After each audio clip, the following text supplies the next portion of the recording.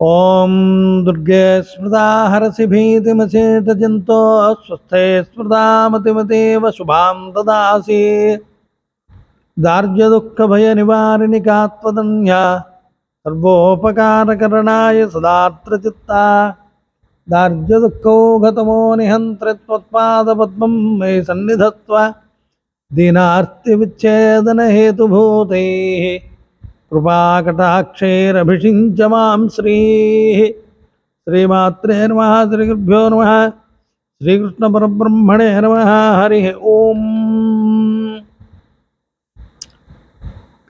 ఆదిత్యాయ సోమాయ మంగళాయ బుధాయ చ గురుశుక్రశనిభ్యశ్చ రాహవే కేతవే నమః. సూర్యనారాయణ స్వామి వారి యొక్క ఆరాధన విశేషమైనటువంటిది. ఆయన ప్రత్యక్షంగా కనిపించేటువంటి దైవం సృష్టిలో ఎవరు ఉన్నారంటే సూర్యనారాయణమూర్తి వారే ప్రత్యక్షంగా కనిపించేటువంటి దైవము. ఆయన బ్రహ్మ విష్ణు రుద్రులని ఆరాధించినటువంటి ఫలితం ఆయన్ని ఆరాధిస్తే వస్తుందంటే త్రిమూర్తుల్ని, సృష్టిలోని 3 శక్తులు ముఖ్యమైనటువంటివి, 4 వేదాలు ముఖ్యమైనటువంటివి. ఈ 2 లేకపోతే సృష్టిలో ఎవరు ఏం చేయాలన్నది ఎవరికీ తెలియదు. ఎందుకంటే సృష్టికర్త ఉండాలి, దాని స్థితికర్త ఉండాలి, అంటే దాన్ని నడిపించేటువంటి వాడు ఉండాలి, అలాగే లయకర్త ఉండాలి, మళ్ళీ దీన్ని అంతటినీ కూడా లయం చేసుకునేటువంటి వాడు ఒక లయకర్త ఉండాలి. అలాగే ఈ సృష్టిలో ఎవరు ఏమి చేయాలి, ఎవరు ఎందుకు పుట్టారు, పుట్టడం అంటే ఒక చెట్టే అవనండి, ఒక పుట్టే అవనండి, ఒక రాయే అవనండి, లేదు ఒక జలమే అవనండి, ఒక వాయువే అవనండి, ఏదైనా సరే సృష్టిలో పుట్టినటువంటిది అది దేని గురించి పుట్టినటువంటిది, సృష్టిలోని అది ఏం చెయ్యాలి అన్నటువంటిదంతా కూడా వేదంలోనే చెప్పబడింది. ఉదాహరణకి సూర్యుడే ఉన్నాడు మనం తీసుకున్నాం అనుకోండి, ఆ సూర్యుడి తాలూకా చేసేటువంటి పని ఏమిటి అన్నటువంటిది వేదంలో చెప్తే కానీ మనకు తెలీదు. చెప్పిన తర్వాత దాని మీద ఇంకా పరిశోధన చేయడానికి మనకు అవకాశం ఉంటుంది తప్ప అందులో పూర్తిగా ఏదైతే వేదంలో చెప్పబడలేదో అది మనం ఎలా తెలుసుకోగలుగుతాం? అంచేత విజ్ఞానం అంతా కూడా వేదంలోనే ఉంది. ఈ సృష్టికి సంబంధించినటువంటి విజ్ఞానం అంతా కూడా వేదంలోనే ఉంది. అయితే పుట్టిన తరువాత మనం చేయవలసినటువంటిది ఏమిటి అంటే, సృష్టిలో పుట్టాం కాబట్టి ఆ సృష్టి ధర్మాన్ని అనుసరించి మనం జీవితాన్ని నడిపించుకొని మోక్ష మార్గాన్ని వెతుక్కోవడానికే ప్రయత్నం చేయాలి. ఇదే వేద విజ్ఞానం, అదే యజ్ఞం, అదే తపస్సు. మోక్షం కోసం చివరికి సాధన చేయాలి. ఈ భూమి మీద ఎన్నాళ్ళు ఉంటాం, ఎలాగుంటాం, ఏం చేస్తాం అన్నటువంటిదంతా కూడా కర్మ సంబంధమైనటువంటిదే. ఇది ఏదేనైనా మనం మానేస్తున్నామా? ఆహారం తినడం మానేస్తే జీవుడు పెరుగుదలే లేదు, బతకడమే లేదు. పెరిగిన తర్వాత మళ్ళీ సంసారం అంటారు, విద్య అన్నారు, విద్య తర్వాత ఉద్యోగం, తర్వాత సంసారం, తర్వాత మళ్ళీ వృద్ధాప్యం, మళ్ళీ తర్వాత మృత్యువు. మరి ఆ మృత్యు అయిన తర్వాత మళ్ళీ ఎక్కడికి వెళ్ళాలి అన్నటువంటి దాని గురించి వెతుక్కోవాలి. చివరికి ఎక్కడికి వెళ్తాడు అన్నటువంటిది వెతుక్కోవాలంటే దానికి సంబంధించినటువంటి విజ్ఞానం అంతా కూడా వేదంలో ఉన్నటువంటి ఉపనిషత్తుల్లో చెప్పబడినటువంటి పరబ్రహ్మని యోగ మార్గము ద్వారాగా ఉపాసన చేసి సాధన చేసి గురువు ద్వారాగా ఉపదేశం పొంది ఉపాసన చేసి సాధన చేస్తే అప్పుడు మోక్షం సిద్ధిస్తుంది. అందుచేత ఈ 4 వేదాల్లోని కర్మకాండ, జ్ఞానకాండ, అలాగే మోక్షానికి తగినటువంటి విద్యలు ఏమిటి అన్నటువంటి అన్నీ కూడా ఇందులో ఉపనిషత్తుల్లోని వేదసారం ఉపనిషత్తులు, వేదాంతం సారం ఉపనిషత్తులు. వేదంలో మొదట చెప్పబడినటువంటిది కర్మకాండ అంతా చెప్పబడింది. చివరికి ఏం చెప్పబడిందంటే ఉపనిషత్తులంతా కూడా మోక్షానికి సంబంధించినటువంటి మార్గాన్నే ఉపదేశిస్తాయి కాబట్టి ఉపనిషత్తులు అన్నారు వాటిని. అందుచేత ఇదంతా కూడా వేదంలోనే ఉంది. అందుచేత బ్రహ్మ విష్ణు మహేశ్వరులు ఎంత ముఖ్యమో వేదాలు అంతే ముఖ్యం. ఈ రెండు కూడా తెలుసుకోవడానికి, సృష్టికర్తని తెలుసుకొని ఉపాసన కొన్ని సమయాల్లోని ఈశ్వరుని ఆరాధన చేయాలి. మూడు తనే అనుకోవాలి. సృష్టి స్థితి లయకర్త తనే అనుకొని ఉపాసన చేయాలి. కొన్ని సమయాల్లో విష్ణువుని ముగ్గురు తానే అనుకొని సృష్టి స్థితి లయకర్త అనుకొని ఉపాసన చేయాలి. అలాగే బ్రహ్మని కొన్ని పరబ్రహ్మ స్వరూపంగా భావించి ఒకానొక సందర్భంలోని, కొన్ని సందర్భాల్లోని ఆయనే పరబ్రహ్మగా భావించి చేయాలి. గురు బ్రహ్మ గురుర్ విష్ణుర్ గురుదేవో మహేశ్వర గురు సాక్షాత్ పరం బ్రహ్మ తస్మై శ్రీ గురవే నమః అని చెప్పి ముగ్గురు భావనతోని గురువుని ఆ సందర్భంలోని ముగ్గురిని ఒకటిగా భావించి గురువును భావించేయాలి. గురువే ఆ ముగ్గురు అనుకుని భావించాలి. అలాగా ఈ సృష్టిలోని బ్రహ్మ విష్ణు మహేశ్వరుల స్వరూపం వేదత్రయం. ఎన్ని వేదాలైతే ఉన్నాయో 3 భాగాలుగా విభజించారు తప్ప వేదములు అనంత వేద అన్నారు. అంటే అనంతమైనటువంటి వేదములు ఉన్నాయి.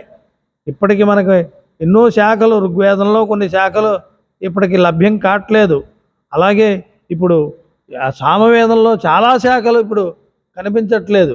ఇప్పుడు అవి ఆ శాఖలు మరుగుపడిపోయి, అందుచేత ఏంటంటే వేద విజ్ఞానం ఏదైతే చెప్పబడిందో దీని ద్వారాగా సూర్యుడిని ఉపాసన చేస్తే ఆ మోక్షం కూడా సిద్ధిస్తుంది అని చెప్పి శాస్త్రం చెప్తున్నది. అంచేత సూర్యారాధన చాలా ముఖ్యమైనటువంటిది. అది అహరహ సంధ్యాముపాసేత 2 సంధ్య 3 సంధ్యల్లో కూడా సూర్యుడిని ఉపాసన చేయాలి అని చెప్పి శాస్త్రం చెప్తున్నది. ప్రాతకాల సంధ్య, మాధ్యాహ్నిక సంధ్య, సాయంకాల సంధ్య అని చెప్పి ఆ సూర్యుడిని ఉపాసన చేయాలి. చేస్తే ఆయన ప్రత్యక్షమైనటువంటి దేవత, అనుగ్రహాన్ని ఇచ్చేటువంటి దేవత అని చెప్పి చెప్పబడుతున్నది. దానికి ప్రమాణాలు కొన్ని మనం కొంతవరకు చెప్పుకుందాం. బ్రహ్మ విష్ణుశ్చ రుద్రశ్చ ఈశ్వరశ్చ సదాశివ పంచబ్రహ్మమయాకార ఏన జాతాస్తమీశ్వరం అని. అంటే బ్రహ్మ సృష్టికర్త బ్రహ్మగారు, వేదాలు జ్ఞానం, వేద విజ్ఞానం, అలాగే బ్రహ్మత్వం వహించడం, ఇదంతా కూడా బ్రహ్మగారు. విష్ణుశ్చ విష్ణువు సృష్టిని అంతటినీ కూడా నడిపించేటువంటి శక్తి. ఎక్కడ ఏది ఆపద వచ్చినా సరే దాని నుంచి అక్కడ మళ్ళీ ఆపద నుంచి తప్పించడానికి, దుష్టులను శిక్షించడం, మళ్ళీ ధర్మ సంస్థాపన చేయడం, ఇదంతా కూడా విష్ణువు చేయవలసినటువంటిది. దాన్ని మళ్ళీ నడిపించడం, ఇదంతా కూడా. రుద్రుడంతా లయకర్త, మళ్ళీ తనలోని తను ఈ సృష్టిని అంతటినీ కూడా మళ్ళీ లయం చేసేసుకుంటుంటాడు. మళ్ళీ బ్రహ్మగారు సృష్టి చేస్తుంటారు. అంచేత లయకర్త చేస్తున్నారు. అలాగే బ్రహ్మ విష్ణుశ్చ రుద్రశ్చ ఈశ్వరశ్చ సదాశివ పంచబ్రహ్మమయాకారాయ ఏన జాతస్తమేశ్వరం. ఈశ్వరుడు అంటే మొత్తం అన్నిటినీ సృష్టించినటువంటి వాడినే ఈశః అన్నారు. ఈశ్వర కన్నా ఈశ అన్న మొత్తం ఎంతైతే సృష్టి ఉందో, ఆ మొట్టమొదట ఏదైతే ఆవిర్భవించిందో ఆయన ఈశ్వరుడని, పరమేశ్వరుడని అన్నారు. రుద్రుడు అన్నటువంటిది మళ్ళీ వేరుగా ఉంటుంది. ఏమిటి వేరు? అతను చేసేటువంటి పనిని బట్టి అక్కడ ఆకారం, దేవతా స్వరూపం మారిపోతుంది. అంతే తప్ప దేవతా శక్తి అంతా మాత్రం ఒకటే. అందుచేత ఇక్కడ పంచబ్రహ్మలు, సృష్టిలో ముఖ్యమైనటువంటి వాళ్ళు 5 బ్రహ్మలు. అందులో బ్రహ్మ, విష్ణు, రుద్ర అనేటువంటిది. ఈశ్వర సదాశివ. ఈశ్వరశ్చ సదాశివ పంచబ్రహ్మమయాకార ఏన జాతాస్తమీశ్వరం. పంచబ్రహ్మస్వరూపంగా ఈ 5 భాగములుగా మొట్టమొదట సృష్టిలో ఉండేటువంటి ఆదిస్వరూపం ఏదైతే ఉందో, ఈశః అనేటువంటి ఈశ్వర స్వరూపం, అది 5 భాగాలుగా విడిపడింది పని కోసం. 5 భాగాలుగా విడిపడి ఒక పని ఒకటో పని చేస్తున్నది ఆ భగవంతుడే. అలాగా ఆవిర్భవించినటువంటి పంచబ్రహ్మలు ఎవరైతే ఉన్నారో ఏన జాతస్తమేశ్వరం అందులో ఈశ్వరుడు అనేటువంటిది ఏదైతే ఉందో అది తేజస్వరూపము. ఆ తేజస్వరూపంలోంచి అన్నీ వచ్చాయి. ఆ తేజస్వరూపమే సూర్యుడు. ప్రత్యక్షంగా కనిపించేటువంటి సూర్యనారాయణుడు అని, సూర్యుడు అని, సూర్యభగవానుడని, సూర్యనారాయణమూర్తిని అంటారు. అతనినే అంచేత అలాంటి సూర్యోపాసన, అలాంటి పంచబ్రహ్మస్వరూపంగా సూర్యుని భావన చేసి ఈ పంచబ్రహ్మలని సూర్యునిలో భావన చేసి ధ్యానం చేయటం అన్నటువంటిది వేద సాంప్రదాయంలో ఉన్నటువంటిది, చెప్పబడినటువంటిది. తర్వాత బ్రహ్మాండ పురాణంలోని చెప్పబడినటువంటి ఒక ప్రమాణం ఏంటంటే నమోంకార వషట్కార సర్వజ్ఞ నమోస్తుతే ఋగ్వేదాయ యజుర్వేద సామవేద నమోస్తుతే. నమోంకార వషట్కార, ఓంకారము, వషట్కారము, స్వాహాకారము, స్వదాకారము, ఇవన్నీ కూడా ఓంకారం మోక్షానికి సంబంధించినటువంటిది. తర్వాత వషట్కారము, ఔషట్కారము ఇవన్నీ కూడా సృష్టికి సంబంధించినటువంటివి. తర్వాత పితృదేవతలకు సంబంధించిన లయానికి సంబంధించినటువంటి స్వదాకారం, పితృదేవతలకు సంబంధించినటువంటిది. స్వాహాకారం యజ్ఞంలో దేవతలకు ఆవిర్భాగాన్ని ఇవ్వటానికి ఉపయోగపడేటువంటిది, యజ్ఞ విధానంలో ఉపయోగపడేటువంటిది స్వాహాకారం. ఇవన్నీ కూడా సర్వజ్ఞ నమోస్తుతి, ఇవన్నీ నీవే. ఎందుకు అంటే సూర్యోదయం అయిన తరువాతే సూర్యాస్తమయం అయ్యే లోపు మాత్రమే ఈ యజ్ఞకర్మలు, వేదకర్మలు జరుగుతాయి. సూర్యాస్తమైపోతే కొన్ని వేదకర్మలు చేయటానికి అవకాశం ఉండదు. ఆ మంత్రాలు చదివి ఆ కర్మ చేయటానికి అవకాశం ఉండదు. అందుచేత యజ్ఞం అని చెప్పబడేటువంటిది దేవతా సంబంధమైనటువంటి వైదిక కర్మ ఏదైతే ఉందో అది సూర్యోదయం నుంచి సూర్యాస్తమయం లోపునే జరుగుతుంది. కాబట్టి ఈయన లేకపోతే ఆ పని ఆగిపోతుంది. కాబట్టి ఈయన ఉన్నప్పుడే జరుగుతుంది. కాబట్టి ఈయనే ముఖ్యమైనటువంటి వాడు. కాబట్టి సూర్యనారాయణుడే. అందుకు ఈయన్ని అంతా కూడా సర్వం ఈ చెప్పబడినటువంటి సర్వజ్ఞ నమోస్తుతే, ఇదంతటినీ తెలిసినటువంటి వాడంటే ఆయన చూస్తుంటేనే ఈ కర్మలు చేయాలి.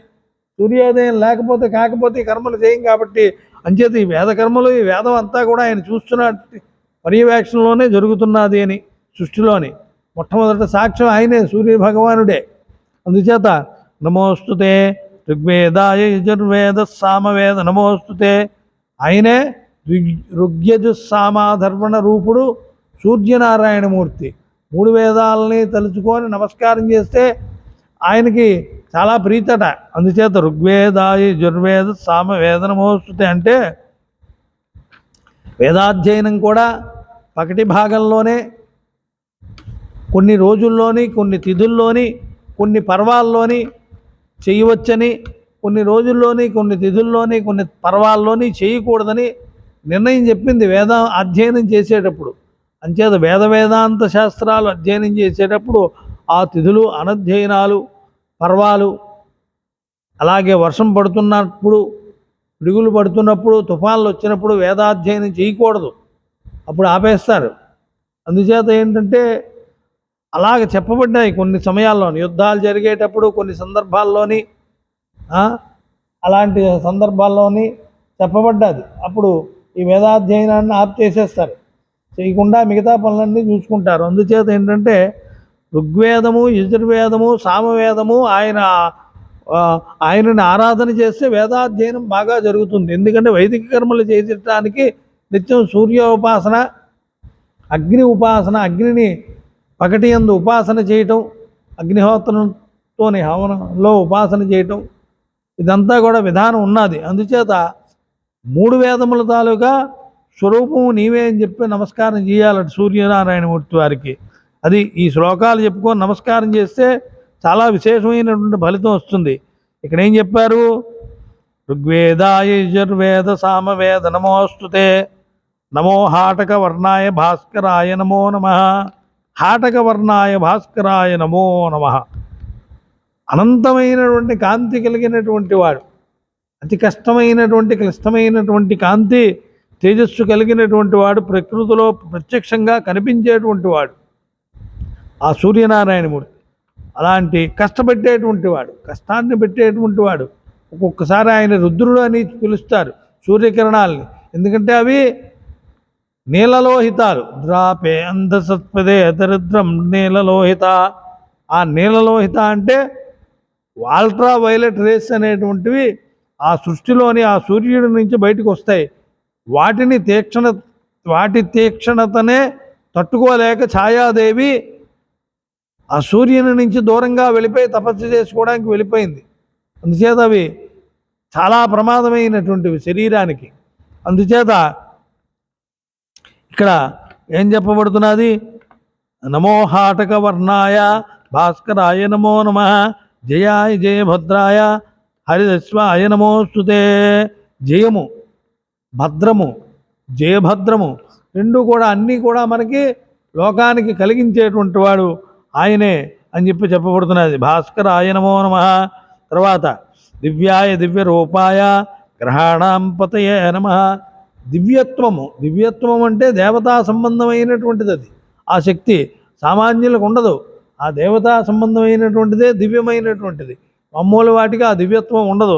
అంచేత దివ్యాయ దివ్య రూపాయ ఆయన తాలూకా తేజస్సు సృష్టిలోని మళ్ళీ మనకు కనిపించేటువంటి మామూలు ఈ చక్షువులకి పంచభౌతికంగా కనిపించేటువంటి ఈ ఇంద్రియాలకి అంతటి తేజస్సు ఇంకోటి ఎక్కడా లేదు సృష్టిలోని. సూర్య తేజస్సే తేజస్సు. అందుచేత ఆయన దివ్య రూపాయ గ్రహాణాం పతయే నమః. నవగ్రహాలు ఏవైతే ఉన్నాయో సృష్టిలోని, ఈ గ్రహాలు ముఖ్యమైనటువంటివి. భూమి మీదకి దేవతలకి సంబంధించినటువంటి కాలాన్ని ఏ శుభ కార్యక్రమాలు ఏ సమయంలో చేయాలి, ఏ యజ్ఞాలు ఏ సమయంలో చేయాలి, ఏ కార్యక్రమాలు ఏ వేద కార్యక్రమాలు ఏ సమయంలో ఏ రోజు ఎప్పుడు చెయ్యాలి అన్నటువంటిది నిర్ణయించేటువంటిది జ్యోతిష్ శాస్త్రం. అంటే శాస్త్రానికన్నా ముందు నవగ్రహాలు, ఏ గ్రహాలు ఏ స్థానాల్లో ఎక్కడ ఉన్నప్పుడు ఏ కాలంలో మనం ఏ కర్మ చెయ్యాలి అన్నటువంటిది సృష్టిలోనే నిర్ణయింపబడినటువంటిది జ్యోతిష్యం. వేదంలో చెప్పబడినటువంటిది అమావాస్య నాడు ఈ యజ్ఞం చేయాలి, పౌర్ణమి నాడు ఈ యజ్ఞం చేయాలి, ఏకాదశి నాడు ఈ యజ్ఞం చేయాలి. ఇవన్నీ ఎక్కడైతే త్రయోదశి నాడు ఈశ్వరుని రుద్రుని ఆరాధన చేయాలి, మాస శివరాత్రి నాడు, ఇవన్నీ కూడా నిర్ణయించినటువంటిది వేదంలోని. కానీ అది ఎప్పుడు వస్తుంది, ఎలాగొస్తుంది సంవత్సరంలోని, అది మాఘంలో ఎప్పుడు వస్తుంది, శివరాత్రి ఏకాదశిలో ఏ రోజు వస్తుంది అన్నటువంటిది, 12 నెలల్లోని 2 ఏకాదశులు ఎప్పుడు వస్తాయి, ఇవన్నీ కూడా నిర్ణయించేటువంటిది కాల నిర్ణయం అంతా కూడా ఈ జ్యోతిష శాస్త్రం వల్ల ఖగోళ విజ్ఞానం వల్ల తెలుసుకోవలసినటువంటిదే. అందుచేత గ్రహాలు కూడా చాలా ముఖ్యమైనటువంటి. గ్రహాలు లేకపోతే కాలగణన తెలీదు, శుభకాలం మనం తెలుసుకోలేము సృష్టిలోని. అవి చాలా ముఖ్యమైనటువంటి. వీటిని కంట్రోల్ చేసి నడిపించేటువంటి శక్తి ఆ కృష్ణే నరజస వర్తమానో నివేశయన్నమృతం మర్చించ అని చెప్పబడింది. అంటే ఆ కృష్ణేనంటే వాటిని ఆకర్షించి తన తాలూకా శక్తి చేత సూర్యుడు గ్రహాలని ఆకర్షణ చేసి వాటిని ఒక కక్షలో తిప్పుతున్నాడు అని శాస్త్రం వేదం చెప్తున్నది. ఆ సత్యే నరజస వర్తమానో.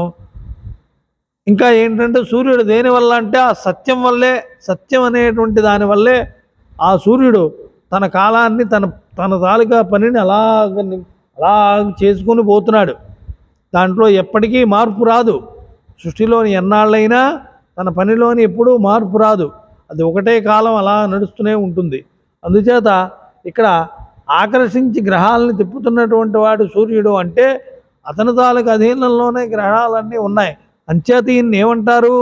గ్రహాణాం పతయే నమః అని చెప్పంటారు. గ్రహాలన్నిటికీ కూడా ఆయన గ్రహపతి.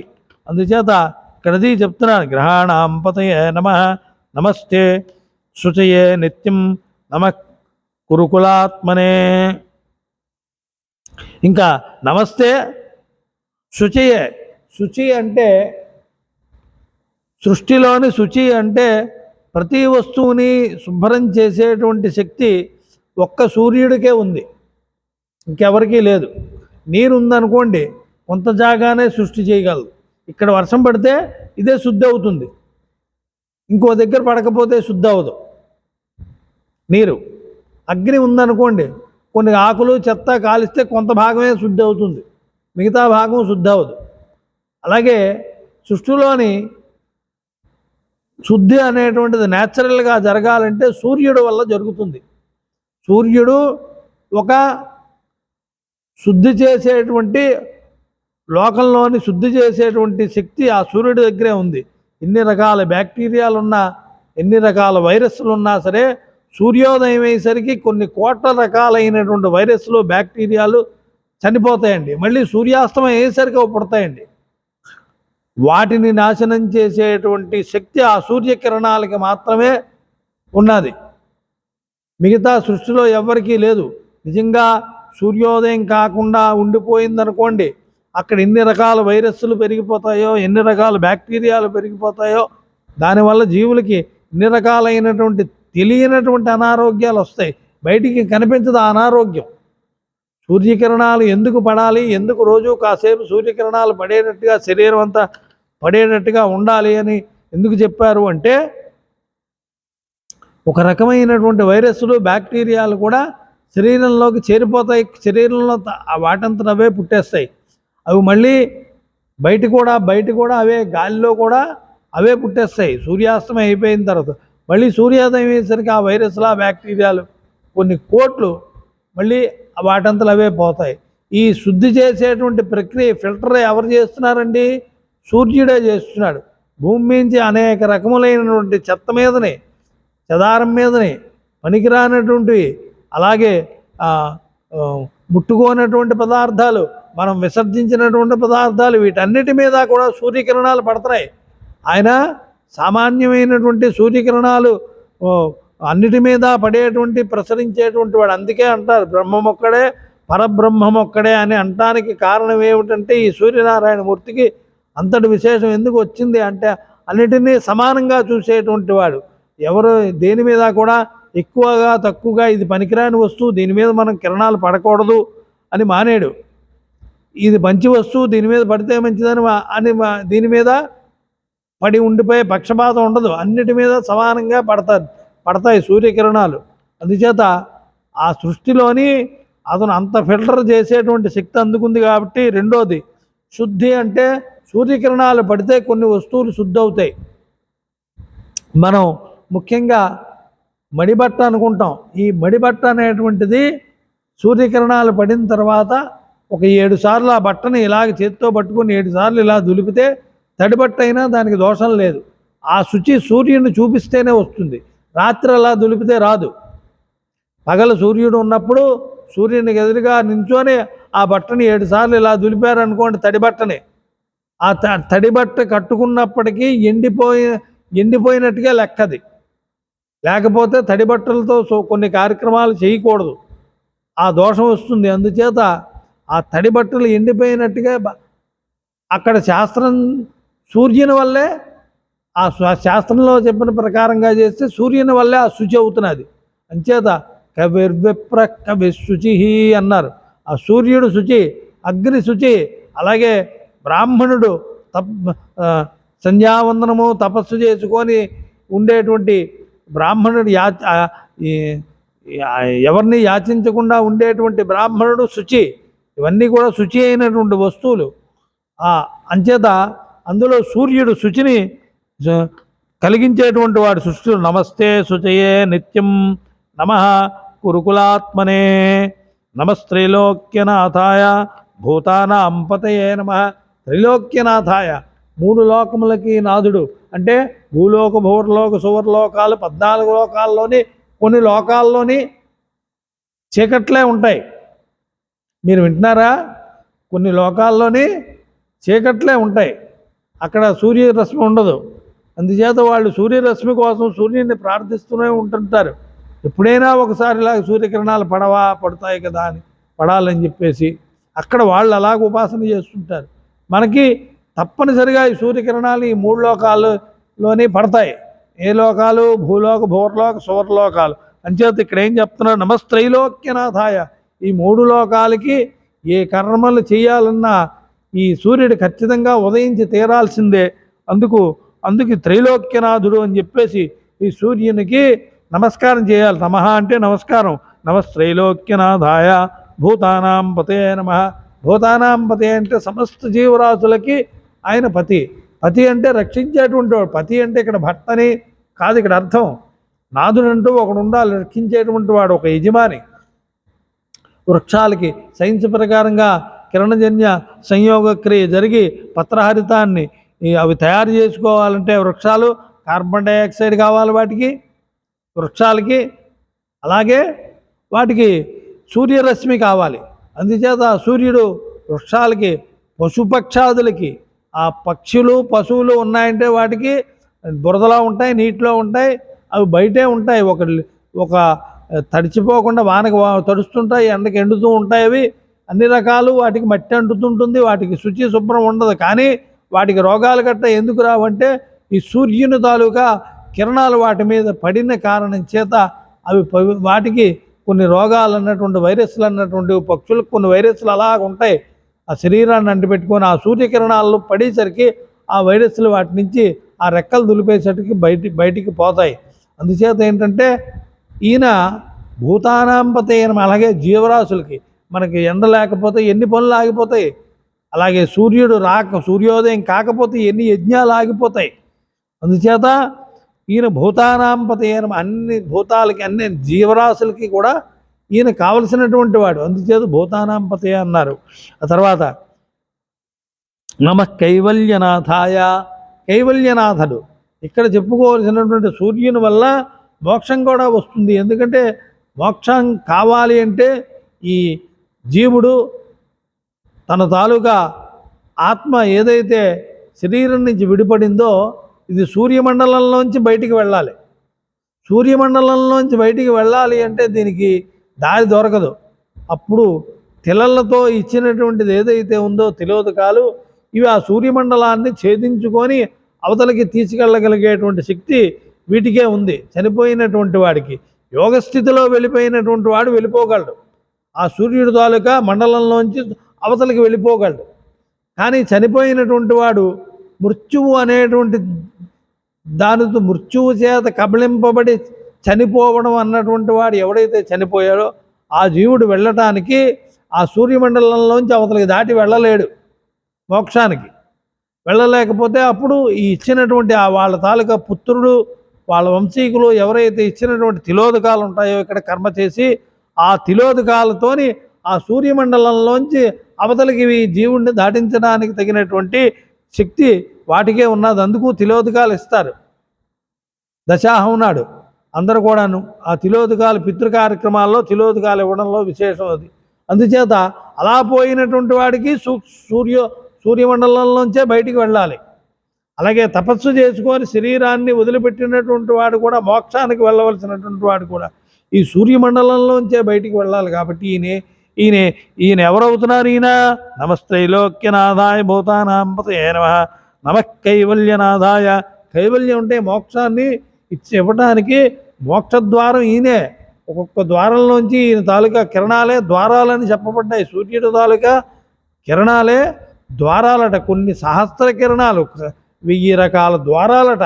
ఈ కిరణాల్లోంచే అవతల ఏ కిరణం నుంచి ఏ కర్మకి సంబంధించినటువంటిది ఏ కిరణం నుంచి ఎందులోకి వెళ్తుంది, సూర్యలోకంలోని సూర్యుడు గ్రహించి ఆ సూర్యలోకంలోంచి ఏ లోకంలోకి వెళ్తుంది అన్నటువంటిది చెప్పబడింది. అది అందుచేత ఈ నమః కైవల్యనాథాయ నమస్తే దివ్యచక్షుషే. దివ్యచక్షుషే అంటే అతను చాలా దూరం నుంచి ప్రతి వస్తువుని చూడగలిగేటువంటిది. సృష్టిలోని సూర్యుడు తర్వాత చంద్రుడు వీళ్ళిద్దరూ కూడా చాలా దూరం నుంచి చూడగలిగేటువంటి శక్తి వీళ్ళిద్దరికీ ఉంది సృష్టిలోని, ఎంత దూరానికైనా సరే. అందుకే సూర్యచంద్రాదుల్నే అమృతాన్ని దేవదానవులకి అమృతాన్ని పంచుకుందామని చెప్పి రాక్షసులకు అందకుండా చెయ్యాలి. ఈ పంపకం అమృతం రాక్షసుల దుర్మార్గులు వాళ్ళకి అందకూడదు అని చెప్పి విష్ణుమూర్తి జగన్మోహిని అవతారం ఎత్తి ఈ సూర్యచంద్రార్ధుల్ని దేవతా పంక్తిలో కూర్చోబెట్టి ఒక చివర సూర్యుడిని ఒక చివర చంద్రుణ్ణి కూర్చోబెట్టి మీరు చూస్తూ ఉండండి. ఈ రాక్షసులందరినీ గమనించండి. వీళ్ళు మంచివాళ్ళు కాదు, దుర్మార్గులు. ఎవ్వరూ కూడా ఈ అమృతాన్ని తాగటానికి వీల్లేదు. వాళ్ళని అలాగ మోహంలో పెడతాను నేను. ఆ మోహ పెట్టేసి మీకు మాత్రం అందరికీ కూడా ఈ అమృతాన్ని పంచుతాను, మీరు మాత్రం చూడాలి సుమా అని చెప్పి సూర్యచంద్రాదులకు అప్పచెప్పాడు. ఆ విష్ణుమూర్తి జగన్మోహిని అవతారంలో ఎందుకు అప్పచెప్పాడు? వీళ్ళు చాలా దూరం చూడగలిగేటువంటి శక్తి సూర్యచంద్రాదులకే ఉంది. అందుకే ఏమన్నారంటే నమః నమస్తే దివ్య చక్షుషే, దివ్యమైనటువంటి చక్షువులు కలిగినటువంటి వాడు సూర్యుడు అని చెప్పేసి చెప్పబడ్డాది. తర్వాత త్వం జ్యోతిస్త్వం జ్యోతిస్త్వం జ్యోతిర్బ్రహ్మాత్వం విష్ణుత్వం ప్రజాపతి త్వమేవ రుద్రో రుద్రాత్మ వాయురగ్నిస్త్వమేవ చ. ఆయనే జ్యోతి. ఏమిటి? ఆకాశంలో సూర్యోదయం అయ్యేసరికి మనకు తెల్లగా కనిపించేటువంటి ఆ తేజస్సు కనిపించేటువంటి జగజ్యోతి ఆయన సూర్యుడే, ప్రత్యక్షంగా కనిపించేటువంటి వాడు. తర్వాత జ్యోతిర్బ్రహ్మాత్మం, నీవే పరబ్రహ్మ స్వరూపం. ఎందుకంటే బ్రహ్మకర్మ సమారభాన్ని పొద్దున్నే సంకల్పంలో మనం చెప్పుకోవాలంటే సూర్యోదయం కావాలి. రాక్షస కర్మ అంతా రాత్రులు జరుగుతుంది, బ్రహ్మకర్మ అంతా కూడా పగటిగా సూర్యోదయం అయిన దగ్గర నుంచే జరుగుతుంది. బ్రాహ్మీ ముహూర్తం నుంచే ప్రారంభం అవుతుంది, సూర్యోదయం కాకముందు నుంచే ప్రారంభం అవుతుంది బ్రహ్మకర్మ. అప్పుడు ప్రాణాయామము, స్నానము, ప్రాణాయామాదులు అయిన తర్వాత అప్పుడు అగ్నిహోత్రాదులు చేసి సూర్యోదయం అయిన తర్వాత అగ్నిహోత్రాదులు చేసి మిగతా యజ్ఞకర్మ అంతా కూడా ప్రారంభం అవుతుంది. అందుచేత బ్రహ్మకర్మ అంచేత ఏం చెప్పారు? జ్యోతిర్బ్రహ్మాత్వం విష్ణుత్వం, బ్రహ్మ విష్ణువు ప్రజాపతి. ప్రజాపతి అంటే సృష్టి చేయటానికి ప్రజాపతులు చాలా ముఖ్యం. సృష్టి చేసి వాళ్ళు అభివృద్ధి చేయడానికి లోకంలోని ప్రజాపతులు చాలా ముఖ్యమైన. అంచేత ఆయన్ని ప్రజాపతిగా కూడా మనం అడిగితే ఆయన సంతానం కలుగుతుంది. ప్రజాపతులు చేసేటువంటిది సంతానాన్ని అభివృద్ధి చేసి వాళ్ళ వంశాలని అభివృద్ధి చేస్తారు భూలోకంలోని. అందుచేత ఆ సూర్యారాధన చేస్తేనే ఆ వంశోన్నతి కలుగుతుంది, వంశ అభివృద్ధి కలుగుతుంది. అంచేత ఇంకేమిటి చెప్పబడుతున్నది? త్వం జ్యోతిస్త్వం జ్యోతిర్బ్రహ్మాత్వం విష్ణుత్వం ప్రజాపతి త్వమేవ రుద్రో రుద్రాత్మ వాయురగ్నిస్త్వమేవ చ. త్వమేవ రుద్రో రుద్రాత్మ, నీవు కోపగిస్తే రుద్రుడు అంతటి వాడివే. వర్షాలు లేక ఎండలు పండాయంటే 50, 49, 47, 48, 49కి వెళ్ళిపోయిందంటే హాహాకారాలు చేసేస్తారు ఇంకా ప్రజలంతా కూడాను, టెంపరేచరు. అందుచేత ఏంటంటే ఆయన కోపగిస్తే రుద్రుడే అయినా, ఆయన కోపం వస్తే సూర్యనారాయణ మూర్తి వారికి. లోకంలో యజ్ఞకర్మలు జరిగితేనే సూర్యుడు కోపించడు, వర్షాలని కురిపిస్తాడు. వర్షాలు కురవాలి అంటే సూర్యునికి ఆగ్రహం రాకుండా సూర్యునికి రోజు నిత్యం ఎందుకు మనం ప్రార్థన చేయాలంటే సృష్టిలోని చల్లదనం క్షేమము కలగాలంటే వర్షం కురవాలి. న్యాచురల్గా వర్షం కురిస్తేనే అక్కడ క్షేమం తప్ప మనం ఎన్ని కర్మలు చేసినా, ఎంత డబ్బు సంపాదించినా, ఎన్ని ఏసీలు పెట్టుకున్నా, ఎంత సుఖాలు అనుభవించినా ఆ సూర్యుడు ద్వారాగా గ్రహింపబడినటువంటి ఆ వర్షమేఘాలు కురియకపోతే, వర్షాలు కురియకపోతే అది దోషమే. ఆ ప్రాంతానికి అరిష్టం అంటారు దాన్ని కరువు కాటకాలు అక్కడ సంభవించేస్తాయి. ఎందుకు అంటే మనం యజ్ఞం చేసినప్పుడు ఆ యజ్ఞం చేసినటువంటి ఆ యజ్ఞ సంబంధమైనటువంటి దానివల్ల కిరణాలు గ్రహిస్తాయి, సూర్యకిరణాలు గ్రహించి అప్పుడు పవిత్రమైనటువంటి జలాల్ని వర్షింపజేస్తాడు సూర్యుడు. ఆ పవిత్రమైనటువంటి జలాలు మన మీద పడితే, ఆ ప్రాంతంలో పడితే, ఏ ప్రాంతంలో పడతాయో ఆ ప్రాంతం సస్యశ్యామలంగా ఉంటుంది, ఆరోగ్యం ఉంటుంది, ఆహారానికి లోటు లేకుండా ఉంటుంది, ఆరోగ్యం ఉంటుంది, జీవన ప్రమాణం పెరుగుతుంది, లైఫ్ టైం పెరుగుతుంటుంది. అది అందుకు సూర్యుడిని ఆరాధన చేయాలి, ఆరోగ్యం పాడవకుండా ఉండటానికి. అందుకు ఈ మూడు జరగాలంటే న్యాచురల్గా సూర్యుని ఆరాధన చేసినందువల్ల, సూర్యుని కోసం యజ్ఞం చేసినందువల్ల ఆదిత్యాధ్యాయితే వృష్టే తతో అన్నం తత ప్రజా అన్నారు. అంచేత ఏంటంటే అగ్నౌ ప్రాస్తాహుతి సమ్యగాదిత్యం ఉపదిష్టతే ఆదిత్యాధ్యాయితే వృష్టే తతో అన్నం తత ప్రజా. ఏదైతే యజ్ఞం చేస్తామో ఈ యజ్ఞం చేసినటువంటి ఇదంతా కూడా సూర్యుని తాలూకా కిరణాల ద్వారాగా గ్రహిస్తాడట. గ్రహించి ఆ మంత్రపోతమైనటువంటి ఆ మంత్రాలతో ఆ జలాన్ని మళ్ళీ పవిత్రత చేసి ఆ పవిత్రమైనటువంటి జలాల్ని మన మంత్రంతో సంప్రోక్షణ చేసిన విధంగా వర్షాలను కురిపిస్తాడు. అప్పుడు అక్కడ సస్యశ్యామలము, ఆరోగ్యము, క్షేమము, అరోగత అంటే రోగం లేకుండా ఉండటం, ఇవన్నీ కూడా ఆ ప్రాంతానికి కలుగుతాయి. అందుచేత సూర్యుడు కోపించకూడదు. కోపించకుండా ఉండడానికి ఆయన్ని ఆరాధన చేయాలి. అందుచేత ఇక్కడ అదే చెప్పబడుతున్నది. త్వమేవ రుద్రో రుద్రాత్మ, రుద్రుడు అంటే నీవు కోపం తగ్గించుకోవాలి అని చెప్పి ఆయనకి నమస్కారం. నమస్తే రుద్రమన్యవ ఉతోత ఇషవే నమ. ఆయన తాలూకా బాణాలే కిరణాలు. ఈశ్వరుడి చేతిలో బాణాలు ఉంటాయి, ఇషువులు. పినాకం అనేటువంటి ధనుస్సు ఈశ్వరుడి చేతిలో ఉంటుంది, దానితో యుద్ధం చేస్తాడు అతను ఈశ్వరుడు. అదే సూర్యుడి చేతిలో బాణాలు ఏమిటంటే తన కిరణాలే బాణాలు. చెడ్డవాళ్ళకి, మంచి వాళ్ళకి అనుగ్రహాలు అవి, ఆశీర్వచన హస్తాలు అవి. హిరణ్యవాహవే నమో హిరణ్యవాహవే అన్నారు. సూర్యుడి తాలూకా చేతులు బంగారపు చేతులటండి. అంటే మనం రక్షించేటువంటివి అని బంగారపు చేతులు అంటే నమో హిరణ్యబాహవే అని చెప్పి చెప్పబడింది. హిరణ్యబాహువులు కలిగినటువంటి వాడు సూర్యుడు అని. అంచేత ఈ సూర్యకిరణాలు మంచి వాళ్ళకి, ఆయనని ఆరాధన చేసినటువంటి వాళ్ళకి, ఆయన తాలూకా ఆశీర్వచనాన్ని కోరేటువంటి వాళ్ళకి, ఆయన తాలూకా అనుగ్రహ పాత్రులైనటువంటి వాళ్ళకి ఈ సూర్యకిరణాలు ఎలాగుంటాయి అంటే ఆశీర్వచనపూర్వకంగా చల్లగా ఏ ఇబ్బందులు పెట్టకుండా ఉంటాయి. దుర్మార్గులకి అవి బాణాలలాగా పనిచేస్తాయట. రుద్రమన్యవుతో దేశవే నమః. రుద్రుడు కోపిస్తే సూర్యుడే రుద్రుడు అయిపోతాడు. అందుచేత అక్కడ చాలా క్షామం ఏర్పడి దుర్భిక్షం అయిపోయి మొత్తం ఏ రకమైనటువంటి నానా రకములైనటువంటి అరాచకాలు ప్రబలిపోయి నానా ఇబ్బందులు పడతారు ప్రజలు. అలా అంచేత రుద్రుడు అని చెప్పేసి ఆయన్ని అలా కోపించకని ఆయన అని చెప్పి శాంతింప చేయడానికి ఆయన్ని నిత్యం ఆరాధన చేయాలట. అది అక్కడ త్వమేవ రుద్రో రుద్రాత్మ వాయురగ్నిస్త్వమేవచ. నీవే వాయువు, నీవే అగ్ని, త్వమేవచ అని చెప్పి చెప్పబడుతున్నారు సూర్యనారాయణమూర్తి అని. అగ్రతశ్చ నమస్తుభ్యం. నీకు పైన నమస్కారం చేస్తున్నాను. అగ్నం అంటే చివరి భాగం. తర్వాత నమస్తుభ్యం పృష్ఠతశ్చ సదా నమ. నీకు వెనకాతల నుంచి నమస్కారం చేస్తున్నాను నీకు. తర్వాత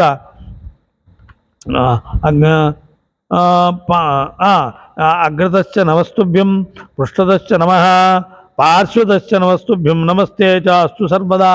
నీకు ఇరుప్రక్కలా ఉండి నమస్కారం చేస్తున్నాను అంటే నీకు నా అన్ని వైపుల నుంచి నీకు నమస్కారం చేస్తున్నాను సూర్యభగవానుడా అని చెప్పి ఇక్కడ చెప్పడం అన్నమాట. అంచేత నన్ను రక్షించు, సదా మమ రక్షించు. నమస్తుభ్యం నమస్తే చాస్తు సర్వదా. సూర్యాయ అరిహంత్రే చ సూర్యాయ అరిహంత్రే చ సోమసూర్యాగ్నిచక్షుషే. ఆయన తాలూకా చక్షువులు సోమసూర్యాగ్ని చక్షువులు. ఆయన అనుగ్రహం ఉంటే చల్లగా ఉంటాయి, చల్లగా ఉంటుంది, క్షేమంగా ఉంటుంది. లోకంలో ప్రజలకి ఆరోగ్యంగా ఉంటారు, జీవన ప్రమాణం పెరుగుతుంది. తర్వాత ఆయుష్ పెరుగుతుంది. లైఫ్ టైం పెరగడం అంటే ఆయుర్దాయం పెరుగుతుంది. అది అంచేత ఆయన అప్పుడు సోముడిగాను. అలాగే ఈ సూర్యుని తాలూకా కిరణాలే చంద్రమండలం మీద పడి ఆ చంద్రమండలం నుంచి మనకి అమృత బిందువులు కిందన పడతాయండి రాత్రిపూట పౌర్ణమి రోజుల్లోని చంద్రకాంతిలోని. అందుచేత ఇది అమృతాన్ని ఇచ్చేటువంటి వాడు కూడా ఒక విధంగా చంద్రుని ద్వారాగా సూర్యుడు ఇస్తాడు, కానీ డైరెక్ట్గా సూర్యుడు అమృత కిరణాలని ఆకర్షించేస్తాడు. కానీ ఆయన సూర్యోదయం అయితే ఆయన అమృత కిరణాలని ఆకర్షించేస్తాడు. అందుచేత సూర్యోదయాత్ పూర్వమే ఆ జలాల్లోని రాత్రి చంద్రుని వల్ల కురిసినటువంటి అమృత కిరణాలు ఏవైతే ఉన్నాయో అవి నీటిలో ఉంటాయి. వాటిని సూర్యోదయం కాకుండానే మనం ఆ నీటిలో అభిషేకం చేసి స్నానం చేస్తే మన శరీరంలోకి ఆ అమృత బిందువులు వెళ్ళి మన శరీరం చేత ఆకర్షింపబడి మన శరీరానికి ఆరోగ్యము క్షేమము కలుగుతుంది అని చెప్పేసి తెల్లవారుజామున సూర్యోదయాత్ పూర్వమే స్నానం చేయమన్నారు. సూర్యోదయం అయితే అమృతాన్ని ఆకర్షించేస్తాడు. జలాల మీద ఉన్నటువంటి అమృతాన్ని అంతటినీ కూడా ఆయన మళ్ళీ ఆకర్షించేస్తాడు సూర్యమండలంలోకి సూర్యనారాయణమూర్తి. అందుచేత ఏంటంటే తెల్లవారుజామున స్నానం చేయడం అన్నటువంటిది చెప్పబడింది. అలాగే ఆయన మరి చంద్రుడి ద్వారాగా అమృత కిరణాలు మనకి ప్రసరించాలంటే సూర్యకిరణాలు చంద్రుడి మీద పడాలి. అవి ఎప్పుడు పడతాయి అన్నటువంటి సూర్యచంద్రులకి ఎంత దూరం అన్నటువంటిది ఖగోళ జ్యోతిష్ శాస్త్రం ద్వారాగా తెలుస్తుంది. సూర్యమండలానికి ఎంత దూరంలో చంద్రుడు ఉంటాడు, ఎలా తిరుగుతున్నాడు, ఏమిటి, ఇదంతా కూడా చెప్పబడింది. అందుచేత ఏంటంటే మనకి అమృతాన్ని ఇవ్వాలన్న చంద్రుడు సూర్యుడే కారణం అక్కడ. అంచేత సోమ సూర్యాగ్ని లోచనే. ఇంకా ఆయన ఎక్కువగా కోపించాడంటే భూమి మీద ఎక్కడికక్కడ ఏర్లు ఎండిపోతాయి, నదులు ఎండిపోతాయి. అందుచేత ఆయనకి అగ్నిలోచనుడు అని కూడా పేరుంది ఆయనకి, సూర్యుడికి. అంచేత అగ్నితో సమానమైన వాడని. తర్వాత నమో దివ్యాయ వ్యోమాయ, నమో దివ్యాయ వ్యోమాయ సర్వతంత్రమయాయ చ, సర్వతంత్రమయాయ చ. తంత్రం అంటే ఇక్కడ తంత్రం మనం అనుకునేటువంటి ఏదో ఈ తంత్రం కాదు, పూజలకు సంబంధించినటువంటి తంత్రం కాదు. తంత్రం అంటే లోకంలో చేసుకునేటువంటి పనులు, లోకులు. తంత్రం అంటే ఏమిట్రా, ఇవాళ ఒక పని, ఒక్కొక్కడు ఒక పని చేసుకుంటారు. ఇవన్నీ కూడా పగటిపూట చేస్తారు. కాబట్టి అన్ని తంత్రములకి కారణం రాజు చేసేది తంత్రమే, సామాన్యుడు చేసేది తంత్రమే. అంటే వాళ్ళ పనులు వాళ్ళు తీసుకునేటువంటి దాన్ని తంత్రం అంటారు. అందుచేత ఇవన్నీ నడవాలి అంటే ఆ సూర్యోదయం కావాలి అని చెప్పేసి, అంచేత అన్ని తంత్రాలు నీవే అని చెప్పేసి నమస్కారం చేయాలి. వ్యోమాయ, వ్యోమం అంటే ఆకాశం. ఆకాశం అంతా సూర్యుడిదే. అంత దూరం ప్రయాణం చేసేటువంటి వాళ్ళు, అంత లోకానికి హితకారి అయినటువంటి వాళ్ళు ఇంకెవరు లేరు. సూర్యుడే మన కోసమే, అంటే లోకాల కోసమే ఆయన ప్రయాణం చేస్తున్నాడు. వెలుగివ్వటం కోసమే ప్రయాణం చేస్తున్నాడు. క్షేమాన్ని కలిగించడానికి ఆయన ప్రయాణం చేస్తున్నాడు. వర్షాలను కురిపించడానికి ఆయన ప్రయాణం చేస్తున్నాడు. ఆయన ఆగిపోతే ఇవన్నీ కూడా ఆగిపోతాయి. లోకక్షేమము, జీవులకి ఆరోగ్యము, ఇవన్నీ కూడా తేడా వచ్చేస్తాయి. అందుచేత ఏంటంటే నమస్సూర్యాయ హరిహంత్రే చ, నమస్సూర్యాయ హరిహంత్రే చ, నమస్సోమ సూర్యాగ్నిలోచనే హరిహంత్రే చ. హరి అంటే శత్రువు, రోగము, మనలో ఉండేటువంటి కామక్రోధ మద మోహలోభ మాత్సర్యాలు ఏవైతే ఉన్నాయో ఇవి 6 శత్రువులు మనకి ఎప్పుడూ మన లోపలే ఉంటాయి మానవులకి. వీటిని ఆ సూర్యోపాసన ద్వారాగా వీటిని పోగొట్టుకోవాలి. సూర్యోపాసన ద్వారాగా కామక్రోధ మద మోహ లోభ మాత్సర్యాలు ఇవేవైతే 6 ఉన్నాయో ఇవి షడ్రిపుహు అన్నారు. 6 శత్రువులు మన శరీరంలోనే ఉన్నాయి. ఇవి మన శరీరంలో ఉంటే బయట కూడా ఉన్నటువంటి వాటిని ఇంకా మనం ఎక్కువగా చూస్తాం. లేనటువంటిది మనకు ఆ శత్రువులే లేరు అనుకుంటే ఆ బయట ఉన్న వాళ్ళందరినీ కూడా దేవతా స్వరూపంతో చూడగలిగేటువంటి శక్తి ఎప్పుడు వస్తుంది? దేవతా ఉపాసన వల్ల మనలో ఉన్నటువంటి పోతే బయట ఉన్నటువంటి కూడా మనకు మంచిగానే అంతాయి. అందుచేత ఈ సూర్యోపాసనలోని ఈ అరిహంత్రేచ శత్రువులని నాశనం చేసేటువంటి వాడా అని చెప్పి నమస్కారం చేయాలి సూర్యుడికి. అలాగే బాహ్య శత్రువులు అంటే మనకు అనేక రకములైనటువంటి శత్రువులు బాహ్యంగా ఉంటారు, సామాన్య శత్రువులు కాదు. ఇప్పుడు ఒక రాజ్యం ఉంది, రాజు కోరుకోవాలి శత్రువుల బాధ ఎక్కువగా ఉంది అని. అప్పుడు అతనికి ఆ శత్రువుల్ని జయించేటువంటి శక్తి ఆ సూర్యోపాసన వల్ల వస్తుంది. మనం ఇంతకుముందు పురంజయోపాఖ్యానం చెప్పుకున్నాం. కార్తీక పురాణంలో పురంజయోపాఖ్యానంలోని వస్తుంది.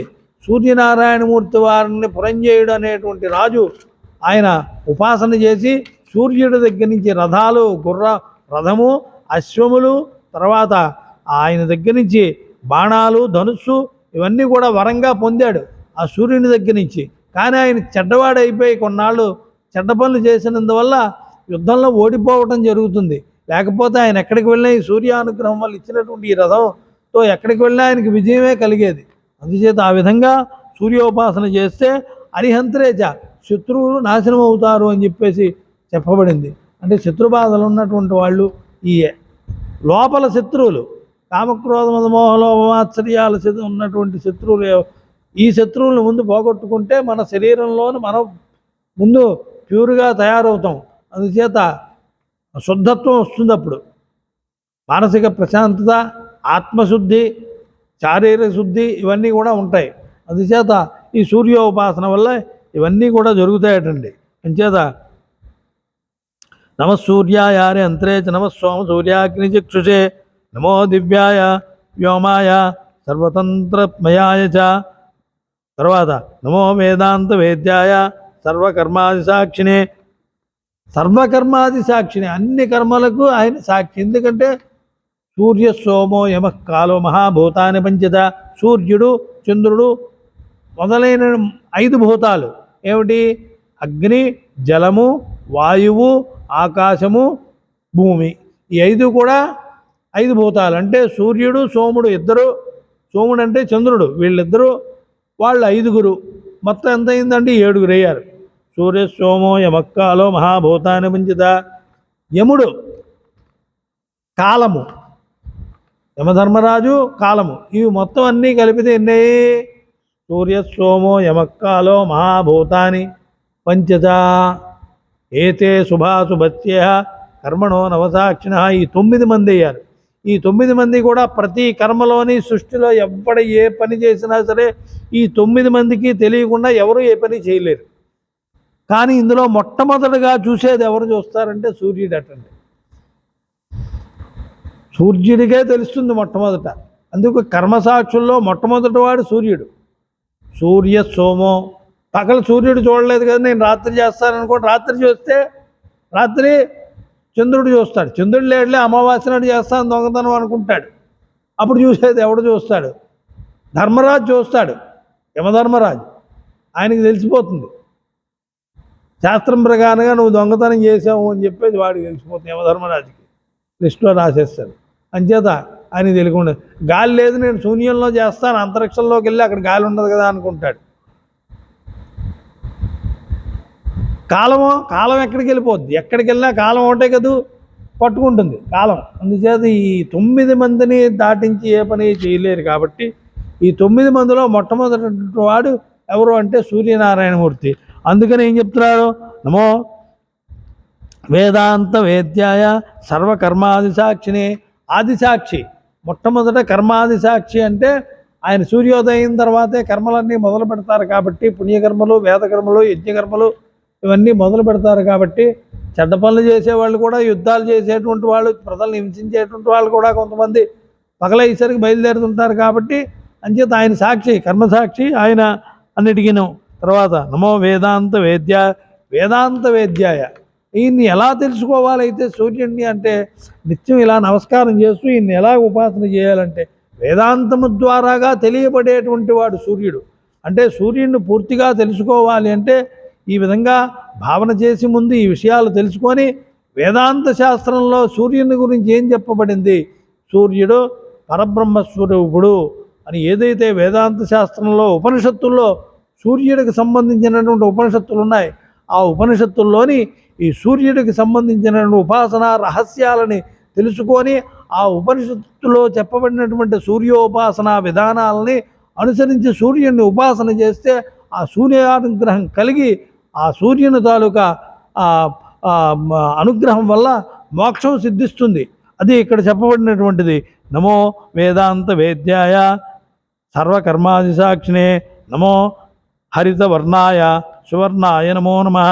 హరితవర్ణుడు అని చెప్పి సూర్యునికి ఆ వర్ణము కలిగినటువంటి వాడు అని చెప్పి సూర్యునికి నమస్కారం చేసుకోమన్నాడు. తర్వాత సూర్యునికి ఉన్నటువంటి 6 లక్షణాలు ఒక మహాకవి ఏం చెప్పాడంటే ఈ విధంగా చెప్పాడు. ఏ విధంగా చెప్పాడు? యోనిస్సామ్రాం విధాత మధురిపురజితో ధూర్జటిశంకరో అసౌ మృత్యుకాలో అలకాయాపతిరపి ధనదః పావకో జాతవేదాః ఇత్థం సంజ్ఞాడపిత్థ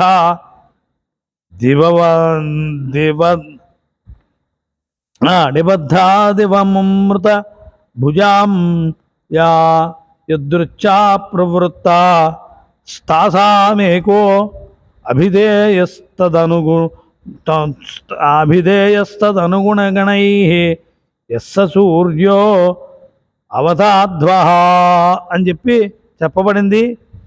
అయితే యోని సామ్రాం విధాత బ్రహ్మగారికి ఒక పేరు ఉందండి. ఏమన్నారు? ఏం పేరు అంటే యోని సామ్నామ్మని, అంటే యోని అంటే జన్మస్థానం. ఏమిటి జన్మస్థానం? సృష్టిలోని పుట్టుకకి కారణమైనటువంటిది. దాన్నే పరబ్రహ్మకి కూడా పుట్టుక కారణమే ఉంది కదా. ప్రతిదానికి పుట్టుక కారణమైనటువంటి దాన్నే యోని అంటే.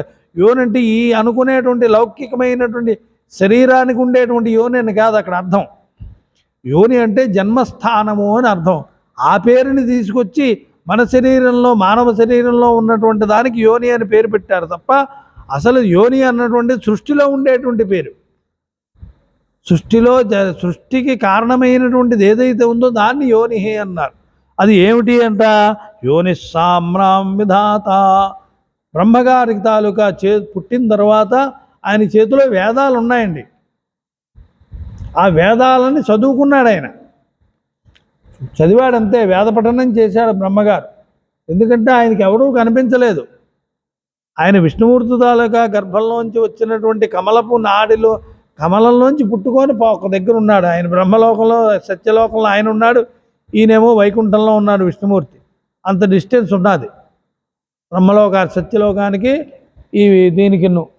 అలాగున్నటువంటి బ్రహ్మగారు నేను ఎవరిని, ఏమిటి, నేనేం చేయాలి? ఎవరూ కనిపించలేదు, సృష్టిలో వెలుగు కూడా లేదు. ఏమిటి చేయాలి అంటే అప్పుడు మళ్ళీ తపస్సు కొంతకాలం తపస్సులో ఉండిపోయారు బ్రహ్మగారు. అలాగా తపస్సులో ఉన్న తర్వాత మళ్ళీ నేను ఎక్కడి నుంచి వచ్చానో అందులోకి వెళ్ళాలని చెప్పి మళ్ళీ కాడలోంచి లోపలికి విష్ణుమూర్తి గర్భంలోకి వెళ్ళారు. అప్పుడు జ్ఞానోదయం అయింది. అప్పుడు మళ్ళీ బయటకు వచ్చారు. బయటకు వచ్చిన తర్వాత ఏం చేయాలి అనుకుంటుంటే అప్పుడు అంధకారము లేదు, వెలుగు లేదు. అప్పుడు ఇలా కిందకి తడిమితే ఆ చేతులకి నీళ్లు తగిలాయి మొట్టమొదటి. ఆ పోవా ఎదగుం అని చెప్పి, ఆ పోవా ఎదుగుం సర్వం విశ్వాభూతాన్యాపహ. ఆపహ అంటే అప్ అంటే నీరు. ఇలా చేయబెట్టేసరికి నీరు తగిలిందండి. ఆ నీరు తగిలితే ఏం చేయాలో తెలియదు అతనికి. ఆ చీకటి లేదు, వెలుగు లేదు, అంధకారం, మహా అంధకారం. వెలుగు ఉంటేనే కదా అంధకారం అనిపిస్తుంది. అప్పుడు అదే ఏమి కనిపించట్లేదు, తనకు తాను కూడా కనిపించదు. ఆ నీళ్ళని ఇలా నెత్తి మీద జల్లుకున్నాడు ఆయన బ్రహ్మగారు. ప్రాణం వచ్చినంత పని అయిందట. వాటిని ఆచమనం చేశాడు. ఇదేమిటో అనుకొని ఆచమనం అంటే తాగాడు. అందుకే మనం ఏ కర్మ బ్రహ్మకర్మ సమారమే అంటే ఏ కర్మ చేసినా ముందు జలంతో స్నానం చేయటం. స్నానం చేసిన తర్వాత పవిత్రవా అని ఆసనం మీద కూర్చొని మనం నీళ్లను ప్రోక్షించుకోవడం, జలాల్ని మంత్రించి ప్రోక్షించుకోవడం. ఆ నీటినే మనం ఉదకాన్ని ఆచమనం అనేటువంటి మంత్రపూతమైనటువంటి జలాన్ని ఆచమనం చేయటం అనేటువంటిది మొట్టమొదటి సృష్టిలో ఏ విధంగా జరిగిందో మనం చేసేటువంటి బ్రహ్మకర్మలు అన్నిటిలోని కూడాను ఈ విధంగానే చేయాలి అని చెప్పి శాస్త్రం నిర్ణయించింది. అంచేత మొట్టమొదటి పుట్టినటువంటిది సలిలం, అంటే నీరు మాత్రమే పుట్టింది, కనిపెట్టబడింది. అప్పుడు ఆయన ఆ ధ్యానస్థితిలో ఉన్నప్పుడు ఒక రకమైనటువంటి వెలుగు, శబ్దం ఏర్పడింది. ఆ తరువాత ఈ వేదాలు అందులోంచి ఆయన నోటితోని చదువుకున్నాడు. అందుచేత వేదాలని తనే మొట్టమొదట చదివాడు. తన నోట్లోంచి అప్రయత్నంగా వచ్చాయి కాబట్టి బ్రహ్మగారు వేదాలకి ఆయన యోని అంటే పుట్టుక కారణము అని చెప్పబడింది. కానీ వేదాలు సృష్టించినటువంటిది పరబ్రహ్మ స్వరూపమే కదా.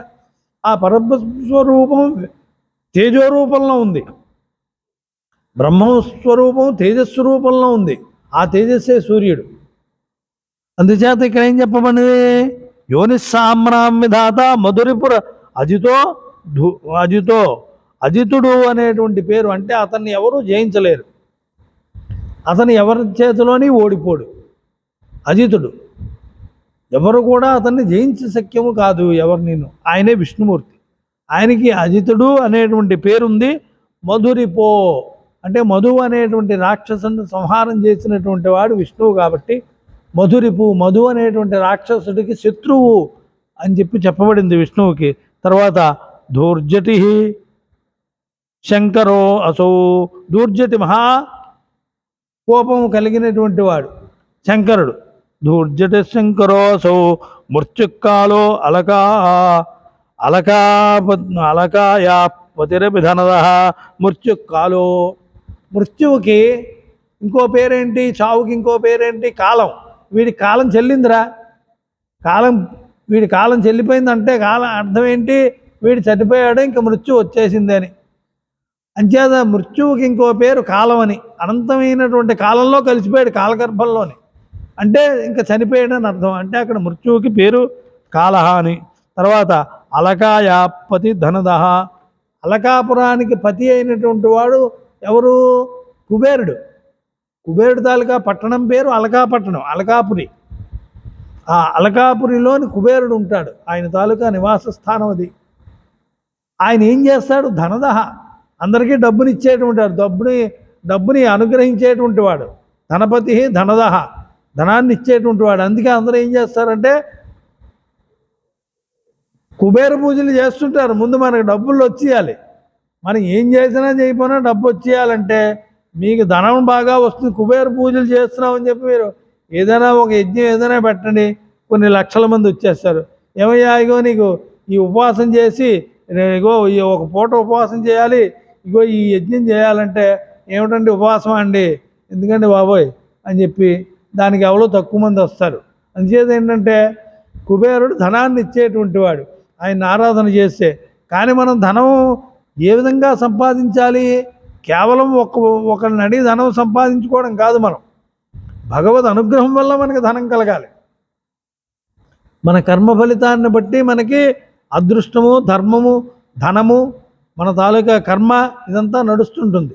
అందుకే ఆ విధంగా మనం కర్మ చేస్తే దానికి తగిన విధంగా ధర్మంతో ఆ ధనం నడిపిస్తుంటుంది. అంతవరకే కానీ కేవలం ధనం కోసమే మనం పూజ చేయకూడదు. అందుచేత ఇక్కడ ధనదహ అంటే ధనాన్ని ఇచ్చేటువంటి వాడు. కుబేరుడికి పేరు ధనదుడు అని. అనే అలకాపతి అభిధనదహ అంత. పావకో జాతవేదాహ, జాతవేదుడు అనేటువంటి పేరు అగ్నికి ఉన్నది. ఆయనకి పావకుడు. పావకుడు అంటే ఇందాక మనం చెప్పుకున్నాం కదా, శుచిని చేసేటువంటి పవిత్రుణ్ణి చేస్తాడు. అగ్నిని ఆరాధన చేస్తే పవిత్రత వస్తుంది, సూర్యుడిని ఆరాధన చేస్తే పవిత్రత వస్తుంది, గంగలో స్నానం చేస్తే పవిత్రత వస్తుంది. అంచేత ఏంటంటే తపస్సు చేసి, ప్రాణాయామం చేసి, సమాధి స్థితిలోంచి ఆ తపస్సు చేస్తే వాయుపూత పవిత్రేణ అన్నట్టుగా ఆ వాయువుని వాయుపూత పవిత్రేణ అంటే బయటి గాలి వేస్తే మనిషి పవిత్ర అయిపోవడం కాదు. అక్కడ వాయువుని స్తంభింపజేసి, కుంభింపజేసి, వాయువుని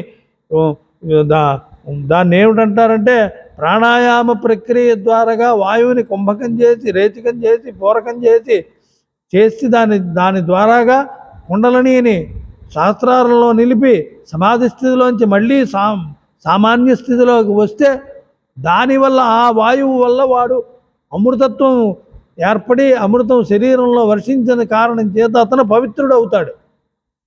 అందుచేత ఆ పవిత్రత వాయుపోత పవిత్ర అంటే ఆ పవిత్రతని మనం ప్రమాణంగా తీసుకోవాలి. అందుచేత ఇక్కడ చెప్పబడినటువంటిది పావకో జాతవేదాహ, అగ్ని కూడా పవిత్రతని చేకూర్చేటువంటి వాడు. ఎందుకంటే మనం చేసేటువంటి కర్మల్లో అగ్నిని కొన్ని పవిత్రం కావాలి, కొన్ని ప్రాయశ్చిత్తాల్లోని వాటికి అగ్నిని ఆరాధన చేస్తే ఆ పవిత్రత వస్తుంది.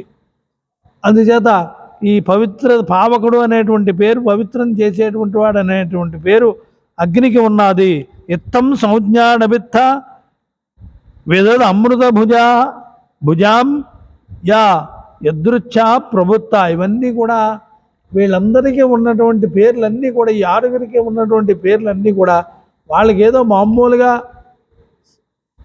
యాదృచ్ఛికంగా ఉన్నటువంటివే తప్ప అవి నిజంగా వాళ్ళకి సంబంధించి చెల్లవవి. ఆ మాటలు అవి ఎవరికి చెల్లుతాయంటే సూర్యనారాయణమూర్తి నీకే చెల్లుతాయి ఈ పేర్లన్నీ కూడా అని చెప్పి ఒక మహానుభావుడు అంటున్నాడు. తాసామేకో అభిధేయస్తదనుగుణగణై యస్స సూర్యో అవతాధ్వ. ఈ పేర్లన్నీ కూడా సూర్యునికే వర్తిస్తాయి. అందుచేత నీవు నన్ను రక్షించు, నీకు నమస్కారం చేస్తున్నాను అని చెప్పేసి ఇక్కడ ఆ నమస్కారం, సూర్యుని నమస్కారం చేస్తే ఎంత పుణ్యం వస్తుంది, ఆయన్ని ఆరాధిస్తే ఏమిటి వస్తుంది అన్నటువంటిది ఇక్కడ చెప్పాడు. యోని సామ్రాం, చక్కగా బ్రహ్మగారిలాగే ఈ సూర్యుని ఆరాధన చేస్తే వేదాధ్యయనం వస్తుంది, వేదకర్మలు చేసుకోవచ్చు, పుణ్యం వస్తుంది. మధురిపు రజితో దూర్జటి మధురిపు రజితో, అక్కడ రాక్షస సంహారం చేయాలంటే శత్రువులు పోవాలి అంటే సూర్యారాధన చేస్తే ఆ సూర్యులోని ఉన్నటువంటి విష్ణువుని ధ్యానం చేస్తే అన్ని పనులు కూడా చక్కగా ధ్యేయ సదా సవితృమండల మధ్యవర్తి అని చెప్పేసి ఎలాగైతే చెప్పబడుతున్నదో అందులో విష్ణువుని ధ్యానం చేస్తే చక్కగా వాడికి శత్రువులు దూరం అయిపోతారట. దూర్జటి శంకరో, ఈశ్వరుని ఆరాధన చేయాలంటే ఆయన్ని రుద్రుడిగా ఆ నమ్మకం చెప్పి నమస్కారాలు చేసి ఆ సూర్యుడిని ఆరాధన చేస్తే చక్కగా ఆ సూర్యుడే రుద్రుడు అనేటువంటి అనుగ్రహాన్ని ఇస్తాడు. అలాగే తర్వాత మృత్యుకాలో మృత్యుకాలో అపమృత్యు దోషం ఉన్నటువంటి వాళ్ళు, అనారోగ్యం పడినటువంటి వాళ్ళు కూడా ఈ సూర్యుడిని ఆరాధన చేస్తే వాళ్ళకి మృత్యువు నుంచి తొలగిపోతారు అనేటువంటిది ఈ సూర్యారాధనలో గొప్ప విశేషం ఉంది. మంత్రముల చేత మృత్యువుని కూడా తప్పించుకోగలిగే అకాల మృత్యువుని తప్పించగలిగేటువంటి శక్తి సూర్యోపాసనలో ఉంది. అలాగే అతి ప్రమాదకరమైనటువంటి పరిస్థితిలో మృత్యుబారిని కూడా పడిపోతాడు అనిపించేటువంటి రోగాలు ఏవైతే ఉన్నాయో, అంటే పూర్తిగా చివరి స్టేజిలో ఉన్నటువంటి రోగాలను కూడా నయం చేయగలిగేటువంటి శక్తి సూర్యోపాసన చేసినందువల్ల ఉంటుంది. ఆ మంత్రాలతో ఆ సూర్యుడిని ఉపాసన చేసి ఆరాధన చేసి ఆ తీర్థాన్ని పుచ్చుకోవలసినటువంటి ఉంటుంది. అందుచేత మృత్యువు అన్నటువంటిది, కాలుడు అన్నటువంటిది సూర్యుడికే చెందుతుంది సుమా. కాలానికి ఈయనకు సూర్యుడిని బట్టే కదా కాలం లెక్క పెడతారు.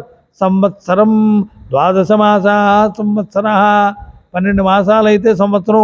ఈ 12 మాసాలు సూర్యుడు ప్రతి రాశిలోని 30 రోజులు చొప్పున 12 మాసాల్లోని 12 3 36 360 రోజులు సూర్యుడు ప్రయాణం చేస్తూ ఉంటాడు.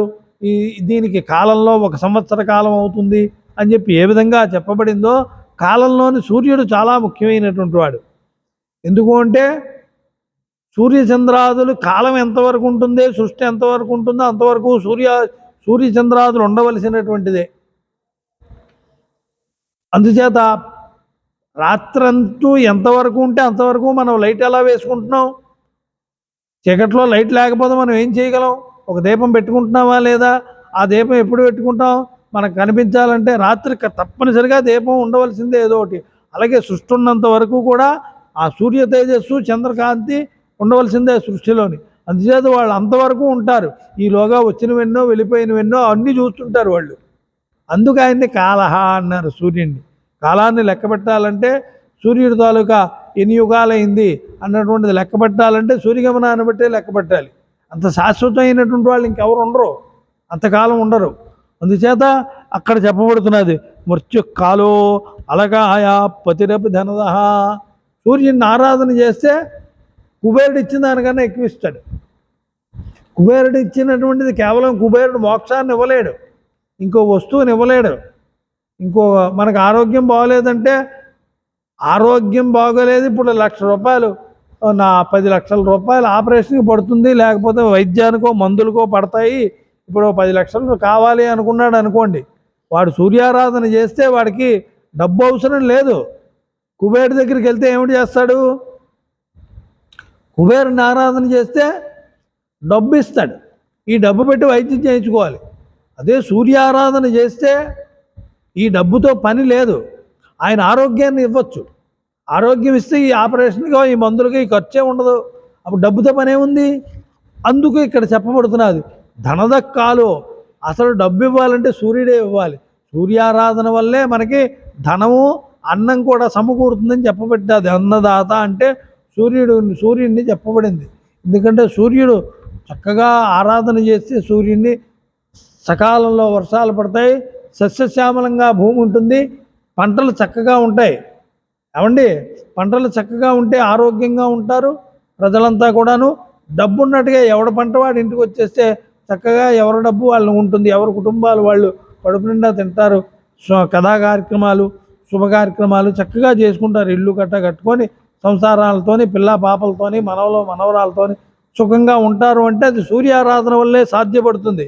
ఇంకో రకాలైనటువంటి ఏ రకమైనటువంటి ఇవి చేసినందువల్ల ఉపయోగపడుతుంది. అందుకే పూర్వం రాజులకు కూడా ప్రజలు సహకరించడానికి కారణం ఏంటంటే ప్రజలకు రాజు సహకరించాలి, రాజుకి ప్రజలు సహకరించాలి.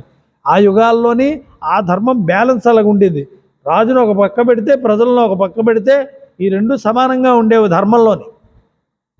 రాజధర్మం రాజు పాటిస్తే ప్రజల ధర్మం ప్రజలు పాటించేవారు. రాజు మాటను గౌరవించాలంటే గౌరవించవలసింది రాజు ఏం చెప్పినా అది ఆ ధర్మాన్ని ఆచరణ చేసేటువంటి ప్రజలై ఉండాలి. అలాగే ప్రజలకు క్షేమం కోసం రాజు ఏం చెప్పినా ప్రజలు ఆచరించేటువంటి వాళ్ళై ఉండాలి. అంతేగాని బ్యాలెన్స్ తప్పడానికి వీల్లేదు. అందుచేత పూర్వం ఏం చేసేవారు, ప్రజలు ప్రజాక్షేమం కోసం ఎక్కడికక్కడ లోకంలో యజ్ఞాలు చేసేవారు. లోకక్షేమం కోసం సస్యశ్యామలంగా ఉండాలి దేశం అంతాను, ఏ గొడవలు రాకూడదు. అలాగే ఇతర శత్రురాజులు మన దేశం మీద దండయాత్రలు గట్ట చేయకూడదు, యుద్ధాలకి గట్ట తిరగబడకూడదు అని చెప్పి పూర్వకాలంలోని యజ్ఞాలు చేసేవారండి. అలాగే రాజు కూడా యజ్ఞాలు చేసేవాడండి.